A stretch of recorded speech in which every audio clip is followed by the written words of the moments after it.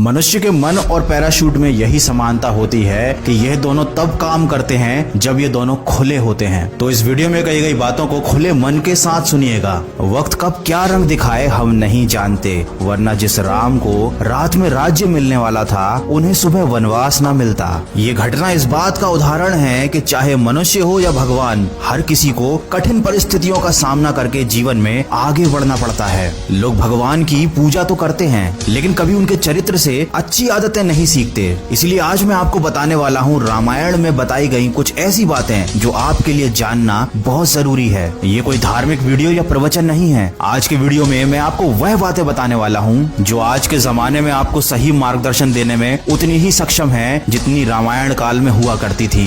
सबसे पहली बात तो भगवान श्री राम ने अपने जीवन काल में कभी कोई ग्रंथ नहीं लिखा और न ही उन्होंने कभी प्रवचन दिए। उन्होंने कभी खुद को ईश्वर का अवतार बताकर समाज से बुराइयां मिटाने का कभी कोई अभियान भी नहीं चलाया था, बल्कि उन्होंने अपना जीवन ऐसे बनाया ताकि लोग उनसे सीख सकें। अपने जीवन में आने वाली हर परेशानी और हर कठिनाई को उन्होंने हंसकर स्वीकारा और अपने जीवन को एक उदाहरण बताकर यह बताया कि जीवन एक ऐसा सफर है जहां इंसान को हर तरह का अच्छा बुरा तजुर्बा मिलता है। अच्छे पलों का तो हम भरपूर आनंद उठाते हैं, पर मुश्किल की घड़ी में अक्सर अपने भाग्य को कोसने लगते हैं। ये बात हम सभी जानते हैं कि वक्त कैसा भी क्यों ना हो, अपने साथ कोई ना कोई सबक लेकर जरूर आता है, लेकिन कभी कभी हम उस सीख को समझ पाने में सक्षम नहीं हो पाते।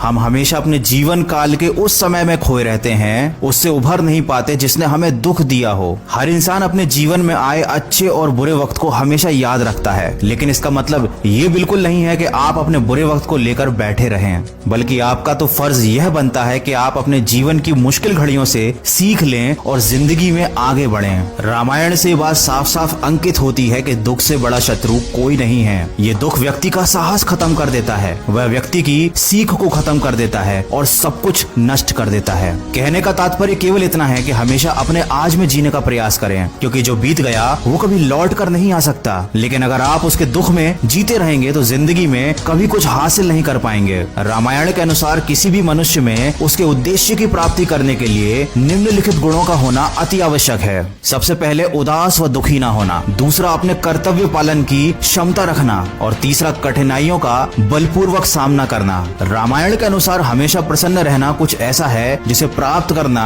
असंभव है। कहने का यह तात्पर्य है कि प्रसन्नता और दुख ये दोनों जीवन में आते जाते रहते हैं। ऐसा हो ही नहीं सकता कि लगातार सिर्फ प्रसन्नता जीवन में बनी रहे। इसलिए अपने दुखों से हार कर जीवन का अंत कर देने में कोई भलाई नहीं होती, बल्कि सुख और आनंद का रास्ता जीवन से ही निकलता है। जो व्यक्ति हमेशा अच्छा और मीठा बोलता है, हर समय अपनी भाषा का ध्यान रखता है, किसी भी परिस्थिति में बुरे शब्दों का इस्तेमाल नहीं करता, वह व्यक्ति जीवन में हमेशा प्रगति करता है। ये शाश्वत सत्य है कि बोलने से पहले शब्द मनुष्य के वश में होते हैं, किंतु बोलने के बाद मनुष्य शब्दों के वश में हो जाता है। ये बोले गए शब्द एक ऐसी चीज है जिसकी वजह से इंसान या तो दिल में उतर जाता है या फिर दिल से उतर जाता है। इसलिए हमेशा बातों को ध्यान पूर्वक कहें, क्योंकि हम तो कहकर भूल जाते हैं लेकिन लोग उन्हें हमेशा याद रखते हैं। भगवान राम को मर्यादा पुरुषोत्तम कहा जाता है, क्योंकि वो हमेशा अपनी मर्यादा में रहे, अपने अनुशासन का पालन करते रहे। और ये बात हमें सीखने को मिलती है कि अनुशासन सुखी जीवन के लिए सबसे महत्वपूर्ण है। मर्यादाएं जीवन में आने वाले संघर्षों से जूझने की शक्ति देती हैं। अच्छी संगति मनुष्य की तरक्की के लिए बहुत जरूरी है। अगर वो गलत संगत में है तो उसके जीवन में आगे बढ़ने का रास्ता रुक जाता है। जैसे कैकेयी ने दासी मंथरा की गलत बातों में आकर भगवान राम को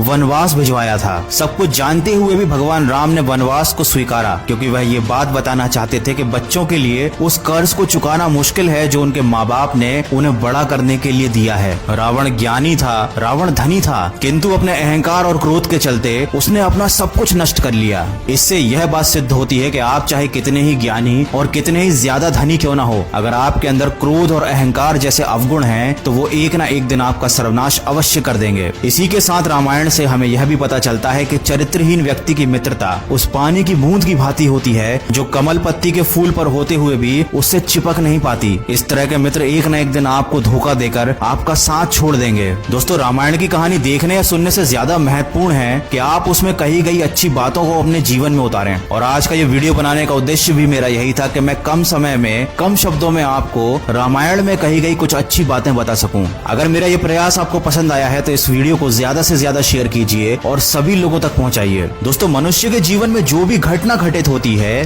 उसमें कहीं ना कहीं उसकी भलाई छुपी होती है। ऐसी ही एक घटना की कहानी मैं आप लोगों के लिए लेकर आया हूँ खबरी ऐप पर। उस कहानी की लिंक डिस्क्रिप्शन में दी है, सुनिएगा जरूर। मैं मिलूंगा आपसे अगले वीडियो में जो आपके जीवन में सकारात्मक ऊर्जा को भर दे और आपको दिखाए एक सही दिशा।